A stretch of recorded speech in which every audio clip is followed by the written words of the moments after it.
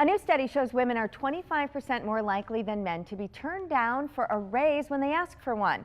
Local financial professional Kevin Klug from Secure Retirement Solutions is here with some common mistakes people make when asking for that pay raise, and he's going to tell us the right way to do it. Good morning. Good morning, Rachel. So on average, women already make less than men, and now this is just another blow? Yeah, on average, women make about 79 cents for every dollar a man makes, and it kind of blows out of the water the myth that women aren't receiving the pay raises because they lack the ambition to ask. They're asking, they're just not getting raises as often as men. All right, so we're going to go over some common mistakes that people do when they're asking for a raise, and the first one is not asking. Yeah, that's the biggest, one of the biggest mistakes, not asking. In 2015, there was a recent study done, and 58% of the people asked said they never asked for a raise, and 28% of them said they didn't feel comfortable asking for a raise. But 75% of the people that asked for a raise received a raise. So it's not all doom and gloom. To receive. Exactly. So, and there's better news yet, even for women. 40%, women under 40 are negotiating higher salaries at this point. So, me as a father with two small young daughters, I'm hoping by the time that they graduate that the gender pay gap has closed. Gotten a little bit closer tighter. Together. All right. Bad timing is another fault. Yeah. The best time to go in and get the price or the salary or hourly rate you want is when you're being hired.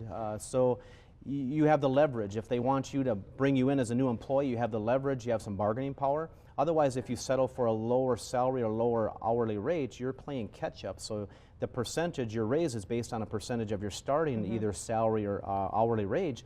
So you're always trying to play catch up. So get what you want, as close to what you want from the start. From the start, if you can. Yep. What are some other factors? Well, commute times. You know, sometimes if you can cut a few miles off your travel day each and every day, that can save hundreds, if not thousands of dollars a year. Also, look at the total pay package. Look at the culture of the company, benefits package, life insurance, 401k matches. All that factors into your decision for a new job. Now, you mentioned it a little bit before, but you say not asking enough is a common mistake. Yeah, the average pay increase in 2016 is about 3%. So if you feel you're worth more, ask for more. But be prepared to justify that. So when you go in for a review or an interview, do research, find out what the position in that area pays, have your facts. So if you're asked to justify your pay raise or your salary, you can come up with the facts. You say another mistake is not making the most of it. Yeah, you want to make the most of it. You worked hard, you got your pay increase or the new starting salary that you desire. Now we put that to good use. Make contributions, additional contributions to your 401k. The average retire rate now is averaging age of retirement about 62.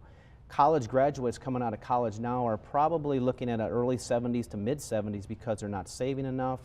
Social Security isn't as strong as it once was, and traditional pension plans aren't there. So, start saving, pay down credit card debt, maybe start an emergency fund, but put it to good use. And you've talked to us a lot about that. We should know all those things already, but it's good to remind everybody. When do you bring up a raise?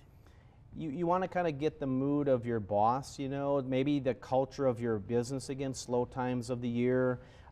It's never easy, and maybe you have been negotiating or looking around and shopping around, so you can kind of come to them and say, hey, I have another offer. They're either going to want to up your pay or weigh the options of replacing you and having to train someone else. Negotiating is very difficult for some people. Any advice on how to do that? Yeah, it's never easy, and even in smaller companies, some companies don't have it in their budget to give you a raise at a whim. So you really have to pick your timing.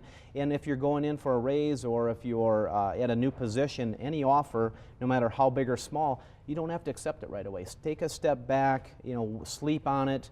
Maybe if you weigh the benefits package, the less travel time, the pay increase, or whatever the case might be, you might have your dream job and not even realize it. Consider the entire package, not just the salary number. Correct, yep. Good advice.